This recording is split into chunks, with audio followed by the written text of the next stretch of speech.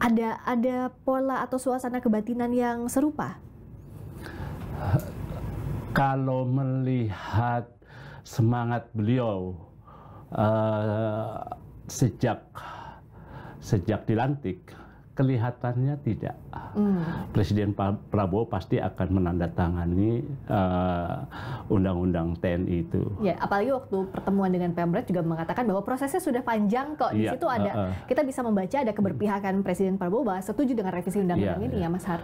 Karena memang kan kalau undang-undang itu berlaku ya, apalagi ditandatangan presiden, artinya ada pengesahan dari presiden bahwa undang-undang itu berlaku dan wajib diundangkan.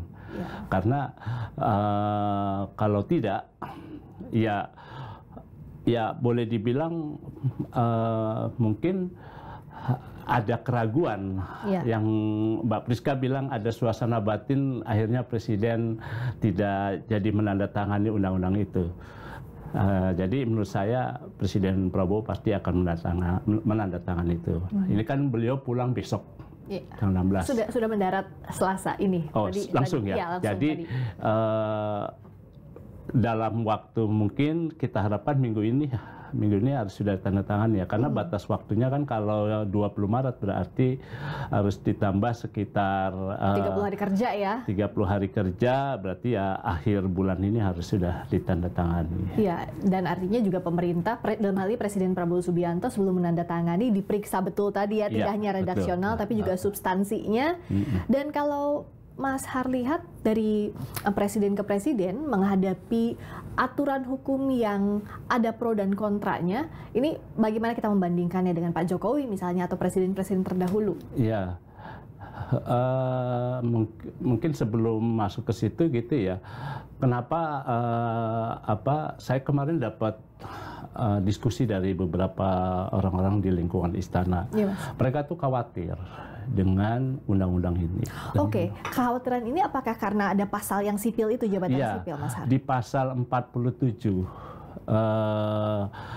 draft dari undang-undang revisi undang-undang TNI itu memang yang sudah disetujui oleh DPR pada tanggal 20 Maret ya bersama pemerintah. Itu kan ada penambahan lahan sipil yang diambil oleh TNI. Salah satunya itu kan ada dari 10 kemarin waktu pembahasan kan 6 yang diusulkan, tapi kemudian yang diterima 4. Nah 4 itu kan seingat saya satu koordinator politik dan keamanan, kedua pertahanan dan keamanan, ketiga adalah kesekretariatan negara terkait dengan urusan kesekretariatan presiden. Terus keempat adalah intelijen. Nah, buat orang-orang istana, poin ketiga ini yang membuat mereka agak khawatir karena mereka bisa saja tidak jadi menduduki jabatan-jabatan, peluang jabatan yang mereka akan dapat itu, karena misalnya kayak kemarin kan sebelum undang-undang itu direvisi, sebetulnya hanya sekretaris militer presiden saja yang boleh perwira aktif. Lainnya tidak boleh. Tapi kemudian kan Mayor Teddy masuk ya sebagai sekretaris kabinet, meskipun sudah ada payung hukumnya melalui Permen Seknek, sehingga beliau setingkat mayor posisinya berada di bawah sekretaris militer. Nah, tapi sekarang dengan undang-undang baru itu bisa ada perubahan lagi. Jadi karena sudah disetujui dalam undang-undang jabatan kesekretariatan negara terkait dengan urusan sekretariat presiden, artinya posisi Pak Teddy tidak harus berada di bawah Sesmi lagi. Kita nggak tahu nanti posisi revisi di peraturan Menteri Sekretaris Negara seperti apa. Tapi itu kan ada, selain Pak Teddy ada Deputi Pengelolaan Istana yang sebelumnya dijabat oleh sipil, sekarang dipegang oleh Maijen Aryo Windomoko.